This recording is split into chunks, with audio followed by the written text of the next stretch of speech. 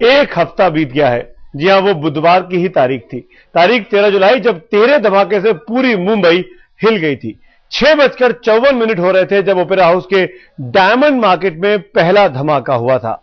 अगले मिनट में यानी 6:55 पर जवेरी बाजार की खाऊ गली भी धमाकों से दहल गई। 11 मिनट बाद शाम 7:06 पे तीसरा धमाका हुआ। इस बार निशाना था दादर कबूतर खाना। इन धमाकों में 20 लोगों की जान चली गई। 128 लोग अब भी अस्पतालों में हैं।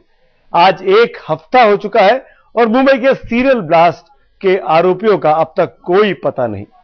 इस वक्त दो जगहों पर हमारे संवाददाता मौजूद हैं। हमारे साथ पंकज उपाध्याय ओपेरा हाउस से हैं और कमलेश सुतार झवेरी बाजार से हैं। ब्लास्ट के एक हफ्ते बाद इस वक्त की वहां क्या स्थिति है, यह भी हम जानेंगे।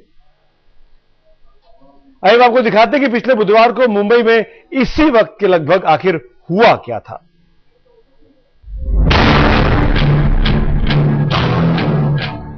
तेरह जुलाई 2011 यानी ठीक एक हफ्ता पहले बुधवार की शाम मुंबई के ओपेरा हाउस इलाके में स्थित डायमंड मार्केट में हमेशा की तरह रौनक थी। शाम का वक्त था, लिहाजा बाजार में कारोबारियों और ग्राहकों की भीड़ बहुत ज्यादा थी। खतरे से बेखबर कि मौत का खतरा दबे पांव उनकी तरफ बढ़ रहा है। लोग अपने अपने कामों में व्यस्त थे। घड़ी में जैसे ही शाम के 6:54 का वक्त हुआ, एक जोरदार धमाके से ओपेरा हाउस का डायमंड बाजार हिल गया।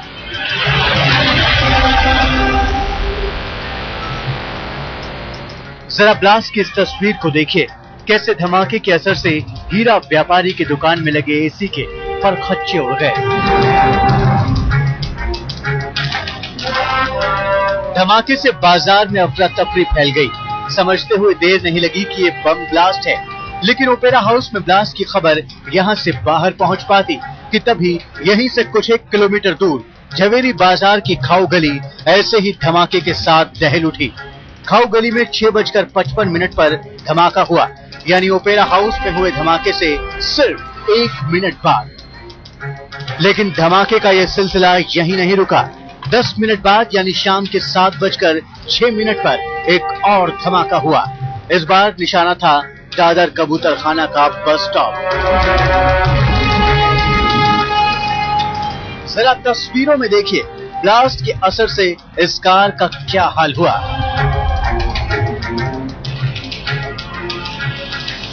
लोग हमारा काम कर रहे थे, उसमें अचानक बड़ा आवाज आया, ब्लास्ट आया।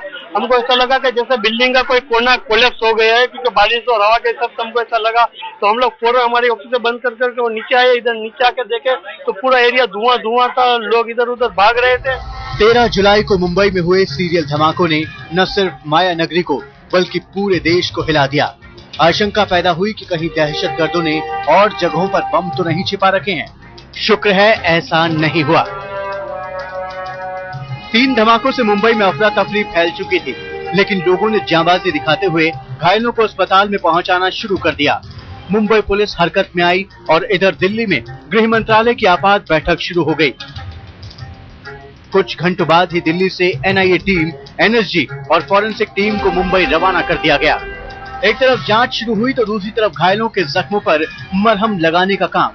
3 धमाकों में मरने वालों का आंकड़ा 20 पहुंच चुका है, जबकि कई गंभीर रूप से जख्मी हैं। ओपेरा हाउस और झवेरी बाजार दोनों जगहों पर गहनों के कारोबारी इस ब्लास्ट का निशाना बने। दोनों जगह ऐसी थी जहां शाम के वक्त भारी भीड़ भाड़ रहती है। यही वजह है कि दोनों जगहों पर जान और माल का सबसे ज्यादा नुकसान हुआ। जांच में पता चला कि विस्फोट में आईईडी का इस्तेमाल हुआ था और ये हाई इंटेंसिटी ब्लास्ट था। अब देश के सामने सवाल था, इस सीरियल ब्लास्ट को किसने अंजाम दिया? कौन है मुंबई का मुजरिम? अफसोस हफ्ता भर बाद भी इस सवाल का जवाब सामने नहीं आया है। आज तक ब्यूरो।